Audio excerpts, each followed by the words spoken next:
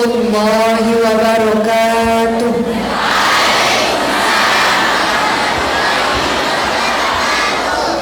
Alhamdulillahi rabbil alamin wa bihi nasta'in ala umuri dunya wad din wassalatu wassalamu ala asyrafil anbiya'i wal mursalin wa ala alihi wa sahbihi ajma'in, amma ba'd.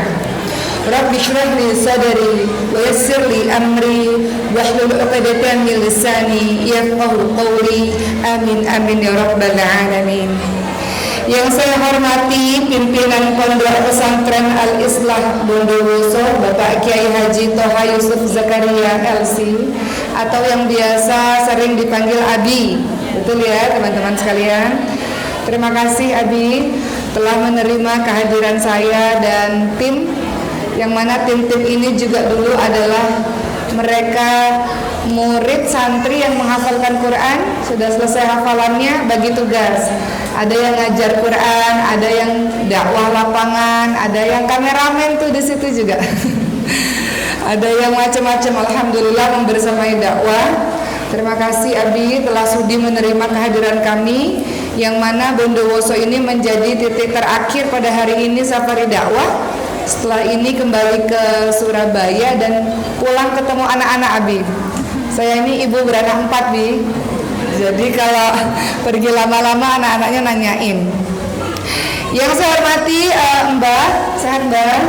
Insya Allah, semoga kita doakan panjang umur dan berkah umurnya insya Allah. Amin amin ya rabbal alamin. Dan kedua Umi yang kita cintai ini, ya Masya Allah. Umi siapa maaf?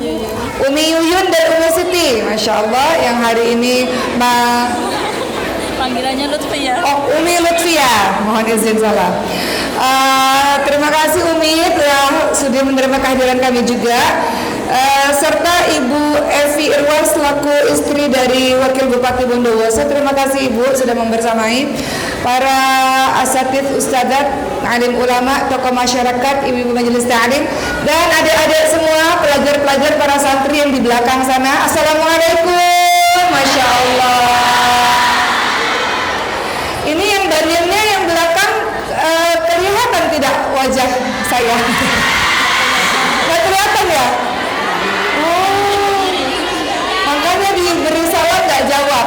Assalamualaikum yang dalil belakang, anak-anak semuanya, Masya Allah.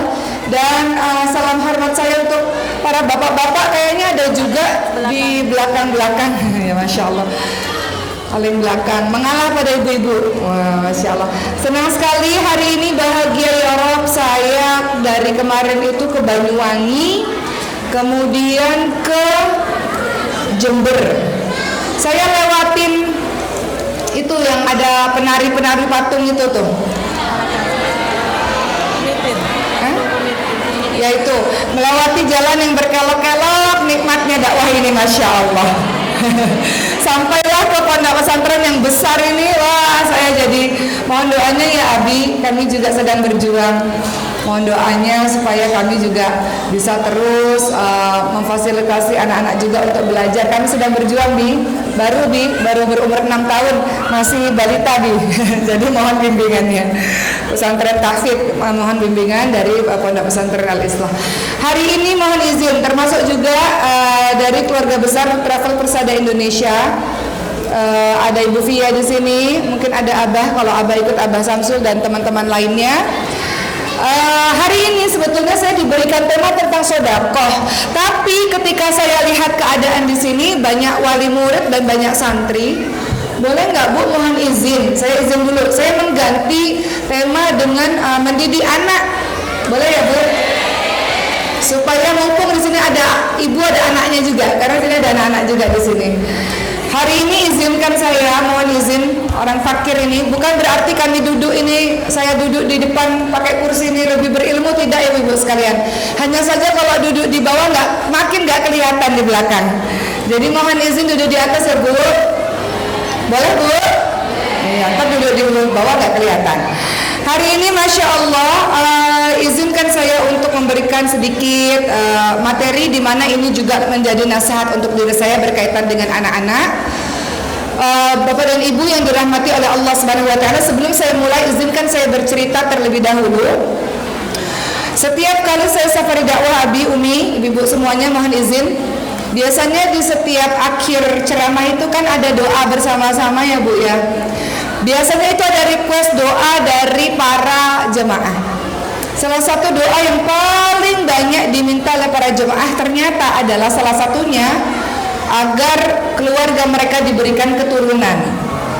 Dari situ saya menyadari bahwa ternyata banyak di antara kita yang Allah Subhanahu wa taala berikan ujian belum dihadirkan buah hati di tengah-tengah keluarga.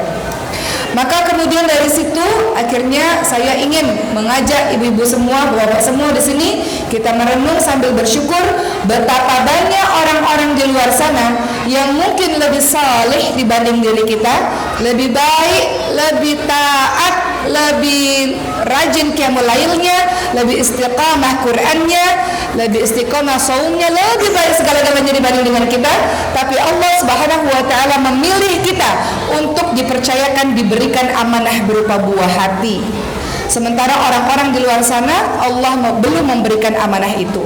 Mengawali ceramah saya hari ini, saya ingin mengajak Bapak dan Ibu semua bersyukur ketika Allah Subhanahu wa taala menganugerahi anak-anak di tengah-tengah kehidupan keluarga kita, di mana banyak orang lain di luar sana yang menunggu bertahun-tahun, berbelas-belas tahun untuk mendapatkan buah hati. Artinya bersyukur kepada Allah Subhanahu wa taala, Allah dengan mudah menghadirkan buah hati pada keluarga kita. Artinya kita diminta oleh Allah Subhanahu wa taala betul-betul dalam mendidiknya, betul-betul dalam membersamainya. Kita punya tugas menjadikan anak-anak itu anak-anak kebanggaan Allah dan Rasulnya. Boleh Ibu sekalian? Tidak hanya sampai di situ. Saya minum dulu sebentar.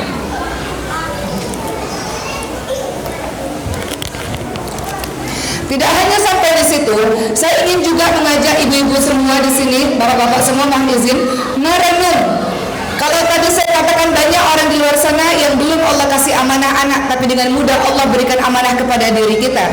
Maka kewajiban kita bersyukur kepada Allah Subhanahu wa taala dengan sungguh-sungguh dalam mendidiknya. Ada juga orang-orang di luar sana yang Allah Subhanahu wa taala berikan anak, namun anak mereka tidak sehat seperti anak ibu-ibu semua yang ada di sini. Ada banyak ibu-ibu di luar sana yang Allah Subhanahu wa taala berikan ujian demi ujian yang anak-anaknya harus melewati pengobatan demi pengobatan untuk sekedar bisa berdiri, bisa berjalan, bisa berbicara. Tapi anak-anak yang Allah anugerahkan kepada ibu-ibu semua adalah anak-anak yang sehat. Anak-anak yang bisa berlari ke sana kemari, mereka sehat, mereka bisa bercanda, mereka bisa berbicara, mereka bisa berjalan luar biasa. Anak-anak yang sehat. Saya selalu katakan ini, mohon izin, ini sebagai gambaran saja, bukan berarti saya menjual kisah ini, tidak. Ini sebagai ibrah dan hikmah. Alhamdulillah ala kulli hal, segala puji bagi Allah untuk semua keadaan. Allah anugerahi anak saya yang keempat memang ada kelainan langka ibu-ibu sekalian, ada sindrom. Sekarang umurnya 2 tahun. Insya Allah doakan semoga anak itu tumbuh dengan sehat dan optimal, insya Allah.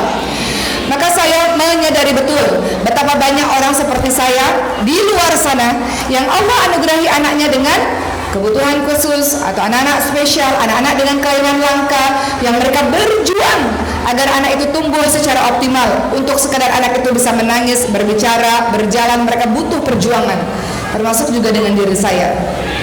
Namun anak-anak yang dianugerahi oleh Allah Subhanahu wa taala kepada teman-teman semua, ibu-ibu semua, anak-anak yang sehat, sehat akalnya, sehat fisiknya, maka tolong bersyukurlah kepada Allah Subhanahu wa taala dengan cara mendidiknya dengan sebaik-baiknya. Untuk kita hantarkan anak-anak itu menjadi pejuang-pejuang agama Allah, insya Allah. Maka hari ini izinkan saya untuk berbagi kepada ibu semua bagaimana Allah Subhanahu wa taala dan Rasulnya mengajarkan kepada kita untuk mendidik anak-anak kita. Dan anak-anak, wahai para adik-adik semua, anak-anak yang ada di belakang, teman-teman semua para santri, maka apa yang harus kita lakukan untuk menjadikan diri kita menjadi kebanggaan Allah dan Rasulnya? Wahai para orang tua yang ada di sini, ingatlah sebuah hadis yang sangat masyhur dalam hadis riwayat Muslim. Jika seseorang meninggal dunia, maka terputuslah amalannya kecuali 3 hal. Apa ibu sekalian? Sedekah jariah, ilmu yang bermanfaat, dan anak yang saleh. Anak saleh ini adalah anak yang kalau kita betul-betul mendidiknya sejak awal, dia akan tumbuh menjadi anak-anak yang hebat, anak-anak kebanggaan Allah dan Rasulnya, insya Allah. Sebelumnya teman-teman sekalian, izinkan saya menyampaikan kepada ibu semua mengenai berbagai macam posisi anak-anak di dalam Al-Quran. Di dalam Al-Quran dijelaskan dalam surah Ali Imran ayat ke-14, nomor 1, anak-anak sebagai perhiasan hidup. Dalilnya dalam surah Ali Imran ayat ke-14, Allah Subhanahu wa taala berfirman, A'udzu billahi minasyaitonir rajim. Zuyyina lin-nasi hubbus syahawati minan nisa'i wal banin wal qanatiril muqantarah, dan seterusnya. Dijadikan indah pada pandangan manusia kecintaan apa-apa yang diingini, wanita-wanita, anak-anak, harta-harta yang banyak, dan seterusnya. Posisi anak dalam Al-Quran, nomor 1, dia bisa sebagai perhiasan hidup. Hiasan hidup, yang namanya perhiasan membuat kita bangga, membuat kita senang. Ibu-ibu kalau pulang ke rumah melihat anak-anak bahagia, kita senang, kita bangga. Anak-anak kita berprestasi, kita senang, kita bangga. Dia posisinya sebagai perhiasan kehidupan buat kita yang menyenangkan hati kita. Kedua, di dalam Al-Quran ternyata posisi anak juga bisa sebagai cobaan hidup. Dalilnya dalam surah At-Taghabun ayat ke-15, Allah Subhanahu wa taala sudah menginformasikan, A'udzu billahi minasyaitonir rajim, innama amwalukum wa auladukum fitnah wallahu 'indahu ajrun 'adzim. Sesungguhnya hartamu dan anak-anakmu hanyalah cobaan bagimu, dan di sisi Allah lah pahala yang besar. Apakah ibu-ibu, bapak-bapak semua pernah mendengar bagaimana seorang anak menjadi ujian bagi keluarga, bagi orang tuanya? Mungkin Allah berikan ujian yang lain-lain baik, semua sempurna, tapi ternyata ujian ada pada anaknya. Contoh, anaknya mungkin diberikan ujian oleh Allah, terlibat kenakalan remaja misalnya, sudah dididik baik-baik, tiba-tiba ada satu yang melenceng, satu anak yang melenceng, Allah kasih ujian lewat anaknya. Ada. Atau kita sering dengar juga di sosial media, misalnya di televisi, bagaimana anak yang pada akhirnya menuntut ibunya masalah harta warisan dan sebagainya misalnya. Terjadi tidak hanya sekedar menjadi cobaan anak ini, tapi juga jadi musuh. Makanya posisi anak tidak hanya sebagai perhiasan hidup, dia bisa sebagai cobaan dalam kehidupan kita, dia juga bisa sebagai musuh. Di dalam surah At-Taghabun ayat ke-14, Allah Subhanahu wa taala ingatkan, A'udzu billahi minasyaitonir rajim, ya ayyuhalladzina amanu inna min azwajikum wa auladikum aduwwa lakum fahdharuhum wa in ta'fu wa tasfahu wa taghfiru fa innallaha ghafurur rahim. Dalam surah At-Taghabun ayat ke-14, Allah ingatkan juga untuk kita semua, wahai orang-orang beriman, sesungguhnya di antara istri-istrimu, anak-anakmu ada yang menjadi musuh bagimu. Maka berhati-hatilah kamu terhadap mereka, dan jika kamu memaafkan mereka, tidak memarahi mereka, mengampuni mereka, maka sesungguhnya Allah Maha Pengampun lagi Maha Penyayang. Namun yang sangat kita inginkan, anak-anak kita menjadi qurrata a'yun, penyejuk mata, penyejuk hati untuk diri kita, teman-teman sekalian. Dalam surah Al-Furqan ayat ke-74, ini doanya ibadur rahman, doanya orang-orang yang salih. Salah satunya senantiasa mendoakan anak-anaknya, mendoakan keturunannya, mendoakan pasangannya. Doanya apa ibu-ibu sekalian? Rabbana hablana waj'alna lil muttaqina imama. Ya Allah, kita minta kepada Allah, jadikanlah anak pasanganku, anak-anak, keturunan, semuanya menjadi penyejuk mata dan penyejuk hati untukku, dan jadikanlah aku imam bagi orang-orang yang bertakwa. Jadikanlah aku sumber kebaikan, sumber inspirasi untuk orang-orang di luar sana. Kita minta kepada Allah, wahai para ibu dan juga para anak, jadikanlah diri kita menjadi qurrata a'yun, penyejuk mata, penyejuk hati. Untuk ibu-ibu, kita minta kepada Allah dalam setiap waktu. Ingat, doa yang mustajab tidak hanya sekedar doa orang yang dalam perjalanan, tidak hanya sekedar doa orang yang dizalimi, tidak hanya sekedar doa dari orang yang pemimpin, tapi ada juga doa yang dikabulkan oleh Allah Subhanahu wa taala adalah doa orang tua kepada anaknya. Kalau kita ingin anak-anak kita saleh, anak-anak kita jadi orang-orang hebat, bolehkah wahai para ibu dan ayah, di setiap saat, apalagi setelah selesai melakukan amal-amal saleh, kita doakan anak-anak kita satu persatu secara detail. Kita doakan doa Al-Furqan 74, doa banyak sekali dalam Al-Quran. Bagaimana kita mendoakan anak-anak kita? Surah As-Saff ayat 100 misalnya. Doa dari Nabi Ibrahim alaihissalam kepada anaknya Nabi Ismail alaihissalam. Apa doanya Ibu sekalian? Rabbi habli minas salihin. Ya Allah anugerahi, ya Allah kasih, ya Allah anak yang saleh. Dan banyak doa dalam Al-Quran. Hendaknya ini diucapkan oleh para ibu dan ayah setiap saat. Mohon izin Bapak dan Ibu, saya punya seorang teman yang hampir, saya pikir anaknya 10 atau lebih ya. Itu semuanya penghafal Al-Quran. Saya tanya, Ibu mohon izin, Umi izin, saya mau amalannya apa sih? Karena saya juga pengen anak-anak saya jadi ahlul Quran, ahlullah. Bagaimana caranya? Kata beliau, setiap saya mau tidur, setiap malam satu persatu saya mendoakan anak-anak saya secara detail kepada Allah Subhanahu wa taala untuk menjadikan mereka tidak hanya berilmu, tidak hanya kelak menjadi orang-orang yang berguna, tapi detail untuk menjadi anak-anak yang ahlul Quran, yang lisannya Quran, hatinya Quran, pikirannya Quran, perbuatannya Quran. Jadi beliau mengingatkan kembali kepada saya bagaimana kadang-kadang kita ini ibu dan ayah lupa untuk senantiasa berdoa anak-anak kita, senantiasa setiap saat. Ada banyak waktu-waktu mustajab dalam berdoa. Salah satunya selesai melakukan amal saleh, doa untuk anak-anak kita satu persatu, doakan anak-anak itu. Termasuk hati-hati juga wahai Bapak dan Ibu, sebelum kita masuk ke subbab berikutnya, termasuk hati-hati kita semua menginginkan anak-anak kita menjadi anak-anak yang hebat, anak-anak yang saleh. Namun terkadang kita lupa bahwa semua perkataan ini juga adalah doa. Kadang-kadang ketika ibu dan ayah marah, beliau-beliau kita ini mengatakan kalimat-kalimat yang tidak patut kita keluarkan karena itu menjadi doa. Tidak boleh bagi orang tua mengucapkan atau memanggil anak dengan kalimat anak nakal. Tidak boleh. Apalagi Bu yang sering mengucapkan anak. Mohon izin ya, ada orang tua mengatakan ini agak kasar, anak bodoh. Kemarin saya lihat satu video, ada sosial eksperimen di mana di situ dibuat untuk YouTube. Ada seorang dewasa yang bertanya kepada anak-anak kecil secara random, wahai anak-anak kecil, ketika ibumu marah, apakah kamu masih ingat apa yang dikatakannya kepadamu? Anak-anak kecil itu mengatakan, kamu bodoh katanya. Ibu saya mengatakan, diam kamu anak yang kurang ajar, dan semua kalimat-kalimat negatif. Wahai para ibu dan ayah, kita menginginkan anak-anak kita menjadi pejuang-pejuang agama ini. Kita ingin anak-anak kita menjadi orang-orang hebat, menjadi orang-orang baik, lurus. Posisi penting diisi oleh anak-anak kita di negeri ini, tapi dia adalah orang yang ahlul Quran, Masya Allah. Dia orang-orang yang hebat, orang-orang yang taat, orang-orang yang saleh.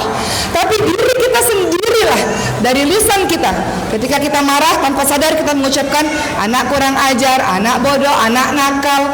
Kamu anak siapa? Itu anak ibu. Kadang-kadang masih ditanya lagi, itu anak siapa? Itu anak ibu, ini anak siapa? Itu anak ibu sendiri, masih ditanya itu anak siapa. Kalimat-kalimat itu hati-hati wahai para ibu, kelak itu akan menjadi doa untuknya. Bukankah ada kisah yang sangat masyhur mengenai seorang imam yang berada di Masjidil Haram, bagaimana ibunya dalam keadaan marah pada masa itu, ibunya memasak masakan yang sangat banyak, lalu tiba-tiba sang anak kecil laki-laki ini menaburkan pasir ke seluruh makanan ibunya. Kalau ibu jadi ibu tersebut, apa yang ibu lakukan? Coba jujur. Istighfar, tapi tangannya jalan. Astagfirullahaladzim, ya Allah, astagfirullahaladzim. Istighfar, tapi istighfarnya naik berapa oktav suaranya. Astagfirullahaladzim, Istighfar, tapi belakangnya ya Allah nakal banget nih anak, ya Allah anak siapa ini anak? Masih nanya lagi anak siapa? Jujur Bu, kalau ibu masak makanan nih dari subuh masak, menyambut kedatangan tim dari mana gitu, ya. Masak nih capek ya Bu masak Bu. Tiba-tiba anak-anak dengan entengnya menaburkan pasir ke seluruh makanan sehingga makanan itu tidak bisa dimakan lagi misalnya. Apa yang ibu lakukan? Jujur. Nangis ya? Ada nggak yang mengatakan begini, ya Allah nak, semoga engkau jadi presiden Indonesia nak, jadi ulama besar nak, yang punya santri ribuan nak, mencetak ribuan santri yang saleh. Ada nggak yang kira-kira marahnya begitu? Boleh nggak kita tukar kalau kita marah sama anak-anak kita ini? Misalnya kita ngucapinnya gitu, nah hafal 30 mungkin nak pancar dengan akhlaknya Quran, bisa nggak begitu? Bener ya? Bener loh, ini udah dicatat malaikat niatnya nih, tinggal diaplikasikan. Jadi ntar kalau mau marah, tahan dulu, ya Allah nak, jadi orang hebat nak, gitu ya Bu. Jangan nggak jamin dong, harus. Coba kita lihat bagaimana seorang ibu ini mengatakan dalam keadaan marah. Beliau mengatakan, nak, engkau kelak akan menjadi imam di Masjidil Haram, dalam keadaan yang sangat marah.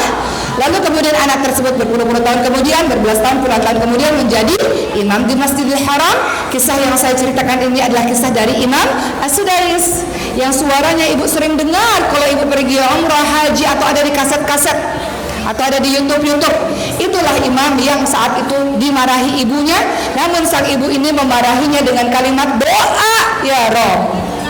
Jadi ibu-ibu yang masih sampai hari ini anak nakal, anak bandel, anak kurang ajar dan sebagainya, minta ampun kepada Allah Subhanahu wa taala atas lisan yang kita keluarkan, yang mungkin saja anak kita menjadi seperti itu sebab lisan kita yang tidak terjaga dengan baik pada saat kita marah. Rasa-rasanya semua ilmu parenting gak akan ada hasilnya kalau tidak ada kesabaran di dalamnya. Betul ya Bu, termasuk kesabaran itu adalah menahan lisan, mengucapkan kalimat yang baik. Coba kita tanya pada anak-anak kita, anak-anak, coba andaikan orang tua mengatakan engkau bodoh, mohon izin ya Bu, kasar ya Bu.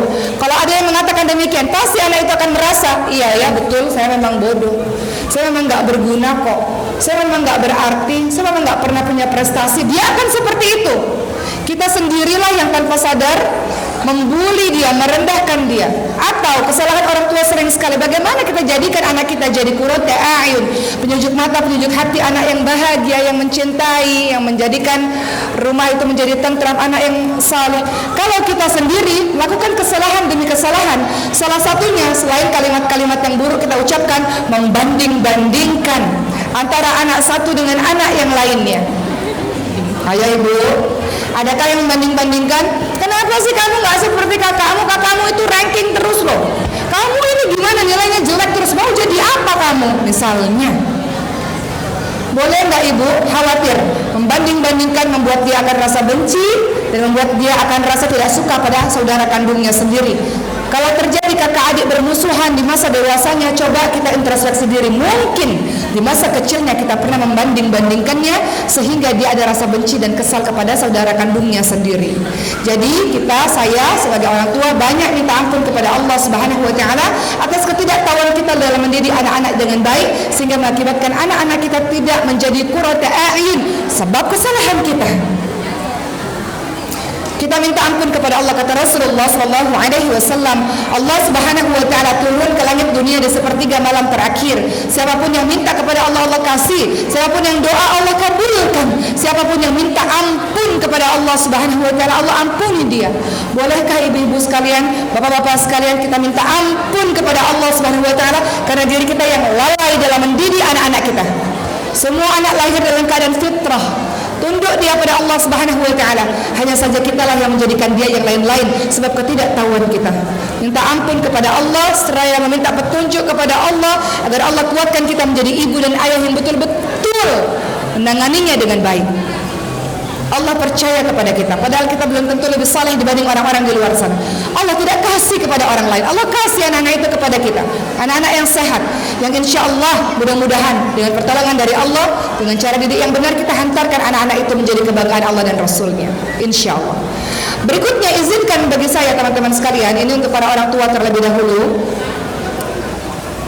Ada beberapa kesalahan-kesalahan orang tua yang harus kita waspadai kalau kita ingin menjadikan anak-anak kita menjadi anak-anak yang saleh, anak-anak qurratu a'yun, penyejuk mata dan penyejuk hati bagi kita. Pertama, kita ingin anak-anak kita menjadi hebat, menjadi saleh, tapi kesalahan orang tua yang pertama adalah orang tuanya sendiri yang jauh daripada agama. Bagaimana mungkin ibu-ibu sekalian, kita tinggal di Indonesia, mayoritas muslim, pengajian banyak, guru ngaji banyak, kok bisa-bisanya anak kita sampai hari ini nggak bisa baca Quran? Kok bisa-bisanya sampai hari ini ibunya, ayahnya belum bisa baca Quran? Kemana saja kita ini.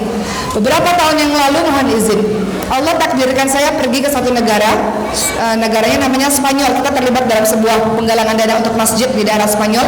Mereka mengatakan begini, muslim-muslim Spanyol, oke, tolong katakan kepada seluruh masyarakat Indonesia yang kau temui dalam dakwahmu, bersyukurlah kepada Allah Subhanahu wa taala karena negara kalian mayoritas Islam, artinya kalian mudah dalam belajar agama. Kami muslim di Spanyol, kami ini minoritas, sehingga kami tidak mudah dalam belajar agama, tidak mudah dalam mencari guru agama. Untuk kalian mudah belajar apapun, belajar agama, belajar Quran mudah. Pesantren banyak, masjid banyak, guru-guru banyak, mudah kalian untuk lebih taat kepada Allah Subhanahu wa taala. Maka bersyukurlah kalian wahai para orang Indonesia, kata teman saya itu, karena kalian ditakdirkan oleh Allah tinggal di negara yang membuat kalian nyaman beribadah, membuat kalian bisa lebih pintar dalam mengetahui ilmu-ilmu agama Allah Subhanahu wa taala. Maka wahai para ibu dan para ayah, jangan sampai ada lagi yang mengatakan, anak saya sudah besar tapi nggak pernah sholat, anak saya sudah besar tapi nggak pernah ngaji. Pertanyaannya, waktu dia kecil, apakah kita ketat untuk urusan agama, Bapak dan Ibu sekalian? Rasul ingatkan 7 tahun sholat 5 waktu, 10 tahun kalau nggak sholat dihukum, supaya dia peduli, keras dalam urusan agama. Anak-anak kita boleh kok jadi apapun. Kita punya harta, kita boleh kirim dia kemana-mana, ibu sekalian. Kirim ke barat kah, kemana, silahkan. Untuk mewarnai Islam rahmatan lil alamin, mewarnai dengan Islam rahmatan lil alamin, bukan diwarnai. Artinya sejak kecil, jangan lagi kita mengatakan, anak saya kok gak pernah salat, gak pernah mengaji. Kemana saja waktu dia kecil. Anak-anak di masa kecil itu adalah peniru paling baik di muka bumi. Dia akan meniru apapun yang dia lihat, apapun yang dia dengar. Bagaimana dia bisa mengaji kalau ibunya setiap hari tidak mengaji? Dia akan mengatakan, mama suruh aku mengaji, sementara mama tiap hari handphone melulu, mama tiap hari tiktokan melulu, misalnya. Bapak suruh aku pergi ke masjid, bapak sendiri nggak pernah sholat subuh di masjid, nggak pernah sholat di masjid, tiap hari kesiangan bangunnya, kok nyuruh aku sholat di masjid, aku juga nanti kayak bapak misalnya. Anak-anak meniru apapun yang mereka lihat dan mereka dengar. Maka kita minta kepada Allah, nasihat buat diri saya, pastikan apalagi di masa golden age, usia-usia kecilnya, pastikan dia berada dalam lingkungan. Kalau kita mau jadikan anak-anak kita hebat, anak-anak kita baik, dia dalam lingkungan terdekatnya, lingkungan yang saleh, di mana orang tuanya perhatian ketat terhadap urusan agama. Anak kita boleh jadi dokter, jadi artis, boleh nggak jadi artis? Dengan syarat dan ketentuan berlaku.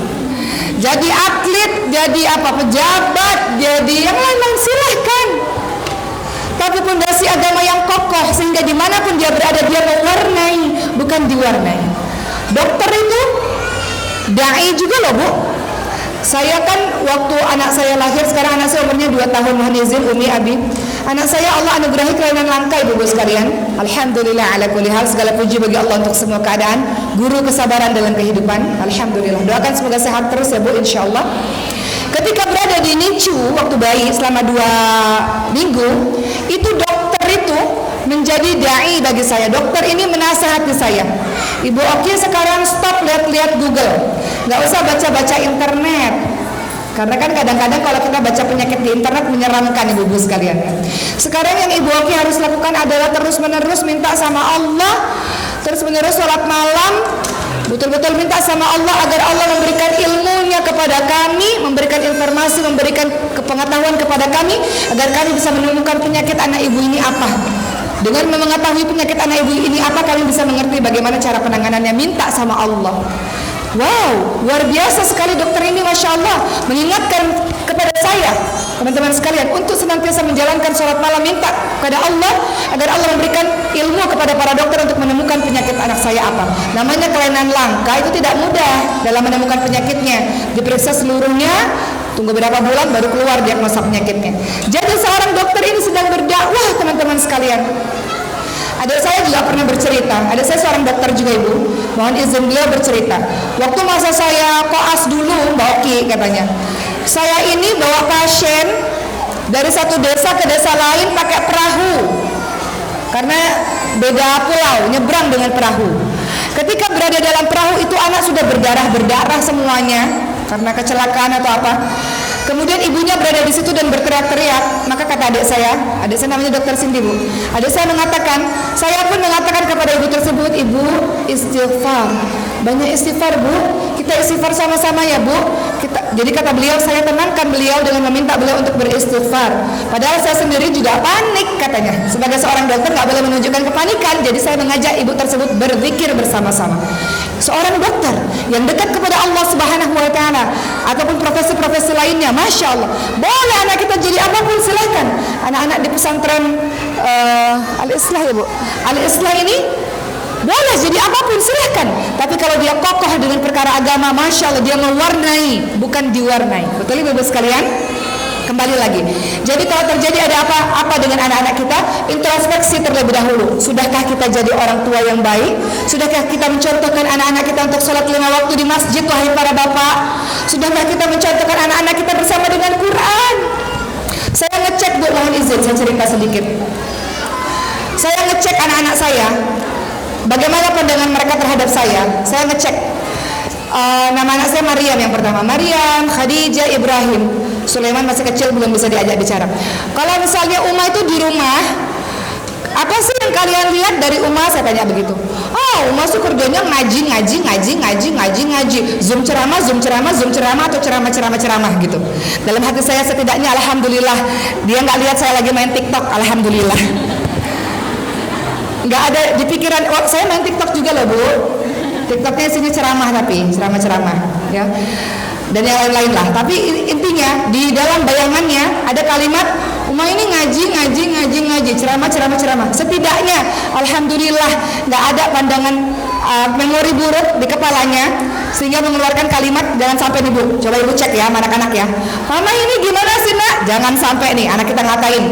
Mama itu marah-marah terus kerjaannya tuh, jangan sampai. Boleh nggak dicek nanti pulang-pulang ke rumah? Coba Nak, gimana Nak? Mama tuh gimana sih orangnya? Jangan sampai nih. Wah, Mama tuh suka bohong. Mama tuh bohong, nggak nepatin janji. Wah, itu tamparan buat kita itu, Ibu sekalian itu. Wah, Mama itu kerjanya pergi terus sama teman-teman. Wah. Kalau anak kita bilang, Mama tuh kerjanya ngaji terus, alhamdulillah ya Allah. Mama tuh baik, aku mau kayak Mama, alhamdulillah ya Allah. Tapi kalau sebaliknya PR tuh, Bu, PR. Mesti dibenahi itu. Mama kerjanya ngomel-ngomel terus. Nah, coba dibenahi itu. Itu ya teman-teman sekalian. Jadi kembali lagi bahwa kalau terjadi ada apa dengan anak-anak, wahai anak-anak semuanya, maka bisa saja itu terjadi juga karena orang tua yang jauh daripada agama. Kemudian yang kedua, hati-hati wahai para adik-adik semua, para santri yang ada di sini juga, wahai para ibu-ibu juga. Kalau terjadi ada apa-apa dengan anak-anak kita, itu juga tergantung dari lingkungan dan pergaulannya. Makanya masukkanlah anak-anak kita ke pesantren Al-Islah, ya, atau pesantren-pesantren manapun, atau sekolah-sekolah manapun yang di dalamnya kira-kira anak kita bisa mendapatkan pergaulan-pergaulan yang baik. Sebagaimana Rasulullah SAW ingatkan dalam hadis riwayat Bukhari, ibu sekalian, bapak-bapak sekalian, siapapun yang berteman dengan penjual minyak wangi, kecipratan wanginya. Siapapun yang berteman dengan pandai besi, kecipratan bau dan apinya.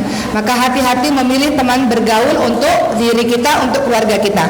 Mohon izin saya ceritakan contoh lagi dalam kehidupan sehari-hari. Saya punya seorang teman namanya Mbak Asri Welas, seorang aktris, tahu ya Bu? Dalam saya obrolan dengan beliau yang saya tayangkan di YouTube, beliau pernah bercerita, saya dulu di masa kecil, saya tinggal di sebuah tempat di mana tetangganya terbiasa berbicara dengan kalimat-kalimat kotor dan kasar. Kalimat-kalimat yang buruk-buruk itu, kebun binatang kata beliau ya, bahasanya beliau itu keluar semua dan itu dianggap biasa.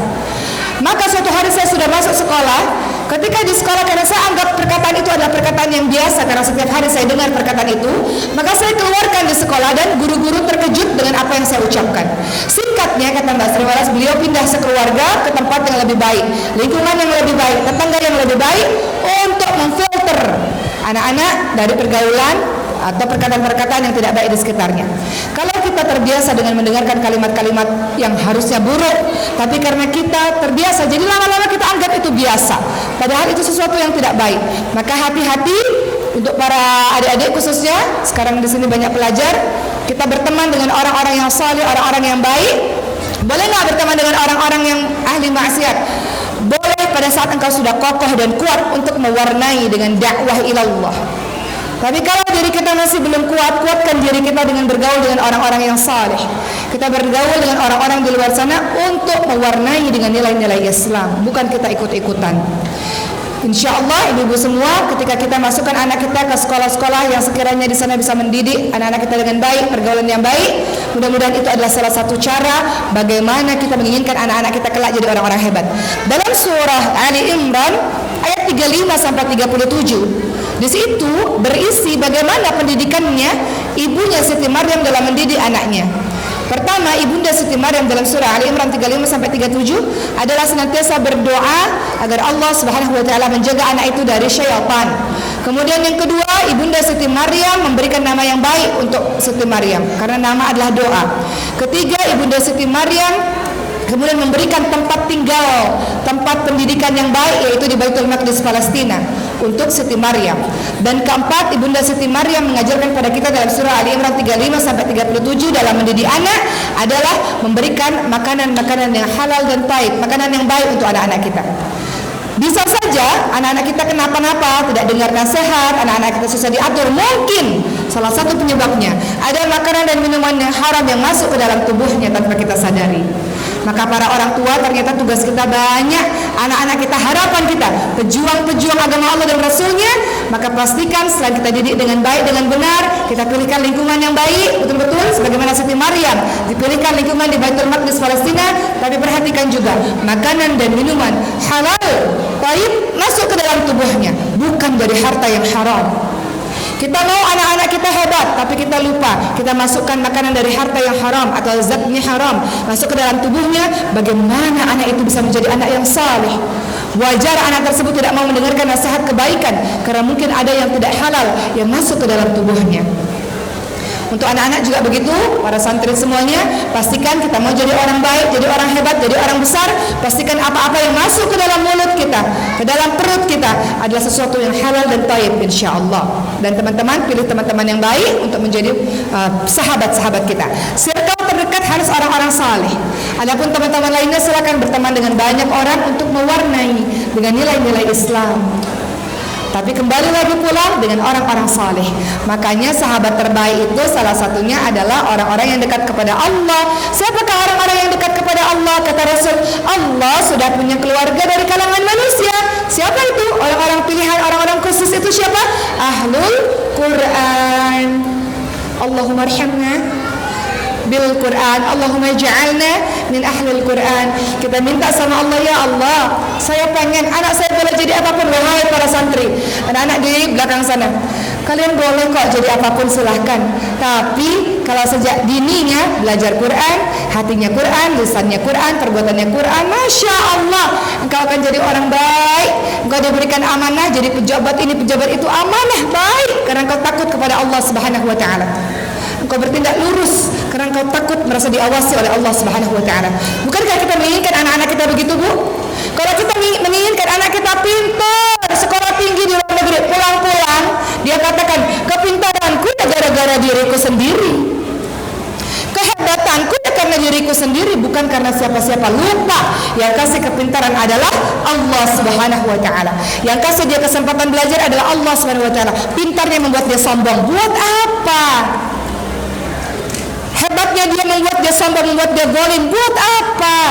Kita ingin anak-anak kita, wahai anak-anak, teman-teman semua, kita ingin jadi orang-orang baik, orang-orang hebat, orang-orang yang takut kepada Allah Subhanahu wa taala. Semakin berilmu, semakin takut kepada Allah. Semakin dia hebat, semakin bermanfaat untuk banyak orang. Itulah yang disebut sebagai orang yang sukses sesungguhnya. Khairun nas anfa'uhum linnas. Sebaik-baik orang adalah orang yang bermanfaat untuk orang lain. Berikutnya, saya agak percepat karena waktunya sebetulnya sudah habis. Untuk teman-teman yang dirahmati oleh Allah Subhanahu wa taala, ini juga sangat berbahaya. Kalau kita ingin anak-anak kita saleh, di antara sekian banyak hal-hal lainnya, salah satunya adalah hindari pertengkaran di hadapan anak. Ada anak-anak yang sejak kecilnya melihat ayah ibunya bertengkar, saling mencaci maki, saling berteriak-teriak kasar. Kita memberikan memori yang tidak baik di masa kecilnya. Kelak dia sudah besar akan membenci salah satu di antara kita, atau mungkin dia akan mengulangi perbuatan seperti itu. Wahai ibu dan ayah, kita minta sama Allah agar pandangan masa kecil anak-anak kita, pengalamannya di memorinya semuanya adalah yang indah-indah, yang baik-baik. Insya Allah. Semoga Allah jaga keluarga kita. Berikutnya teman-teman yang dirahmati oleh Allah Subhanahu Wa Taala, ini juga sangat penting. Ada hal yang kita perlu lakukan kepada anak-anak kita. Banyak sekali cara menjaga atau mendidik anak-anak, baik dalam surah Ali Imran 35 sampai 37 bagaimana Siti Maryam mendidik anaknya. Ada juga dalam surah As-Saffat teman-teman sekalian, dalam surah 100 sampai 111 dan selanjutnya. Salah satunya dalam surah As-Saffat ayat 102. Bagaimana cara Nabi Ibrahim alaihissalam mendidik anak-anaknya, mendidik Ismail alaihissalam, yaitu dengan komunikasi yang komunikatif dan demokratis. Kata Nabi Ibrahim apa? Wahai anakku, semalam aku bermimpi tentangmu, menyembelihmu. Apa pendapatmu, nak? Boleh nggak ibu-ibu sekalian, kita tidak lagi jadi orang tua yang otoriter. Kadang-kadang kita bilang, pokoknya kamu harus ikutin kata papa, kata mama. Pokoknya mama yang paling tahu. Pokoknya nurutin aja. Pokoknya itu boleh nggak kita hindari dengan kalimat, nak, bagaimana menurutmu, nak? Bagaimana pendapatmu, nak? Kamu melakukan ini suka nggak, nak? Kalau kamu suka lanjutin, kalau kamu nggak suka nggak apa-apa, nak, sampaikan kepada mama, nak. Boleh nggak kita ajak komunikasi anak kita dengan dialog yang sehat seperti itu, sebagaimana yang dilakukan oleh Nabi Ibrahim alaihissalam kepada Nabi Ismail alaihissalam. Terakhir sekali, bagaimana Rasulullah SAW memperlakukan anak-anaknya. Rasulullah memperlakukan para cucu-cucunya dengan sangat lemah lembut. Orang tua tegas harus, tapi tegas bukan berarti kasar. Orang tua lemah lembut harus, lemah lembut bukan berarti lemah dan tak berdaya. Maka apa yang dilakukan Rasulullah, wahai para ibu, wahai para ayah, ketika mendidik anak-anak? Pertama adalah lemah lembut. Kata Rasulullah SAW, tidaklah kelemah lembutan pada sesuatu pun kecuali akan menghiasinya, dan tidaklah dicabut dari sesuatu pun kecuali memperburuknya. Adakah di sini ayah dan ibu yang nggak pernah cium anak-anaknya? Nggak ada? Bagus. Semuanya cium anak-anak? Masya Allah. Ada orang di zamannya Rasulullah SAW namanya Al-Aqra. Beliau lihat Rasulullah ini suka cium, suka peluk anak-anak, sayang anak-anak. Kata Al-Aqra ini, ya Rasul, engkau cium anak-anak ini, ya Rasul, engkau cium cucu-cucumu ini. Tentu saja dicium, tentu saja disayang, disentuh, dicium gitu ya. Kemudian Al-Aqra ini mengatakan, saya punya 10 anak, nggak pernah saya cium. Apa kata Rasulullah?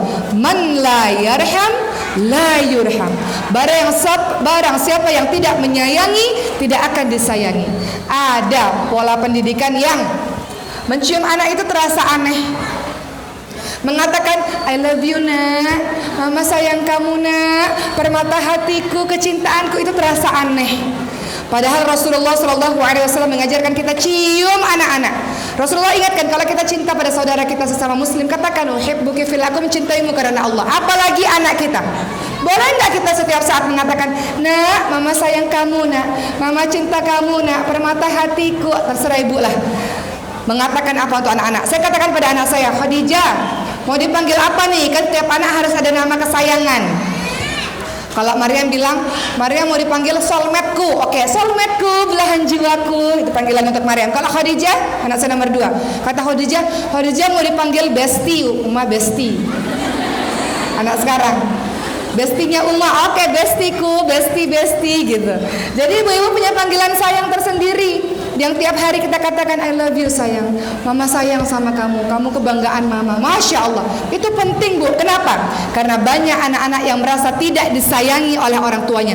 Tidak ada orang tua yang tidak sayang anak. Semua sayang anak, tapi anak-anak tidak mengerti cara kita menyayanginya. Banyak kan anak-anak mengatakan orang tua saya nggak sayang sama saya, orang tua saya nggak peduli sama saya, karena ibu nggak pernah cium mungkin, nggak pernah peluk mungkin, nggak pernah mengatakan mama sayang kamu, nak, kamu kebanggaan mama, nak, kamu calon orang hebat, nak. Ingat kisah Sultan Muhammad Al-Fatih yang membebaskan Konstantinopel yang sekarang namanya Istanbul, bu. Dulu ketika kecil, apa kata orang tuanya? Nah, engkau ini akan menjadi orang hebat yang akan membebaskan Konstantinopel, nak. Dari kecil udah dikasih tahu nih kepada anak ini, nak, kau tuh bukan orang sembarangan, orang hebat, nak, engkau tuh orang besar, nak, engkau yang disebut oleh Rasulullah yang berhasil menaklukkan Konstantinopel, nak. Dari kecil ibu dan ayahnya memberikan kepercayaan diri yang begitu besar untuk sang anak. Ibu dan ayahnya betul-betul membangkitkan kepercayaan dirinya.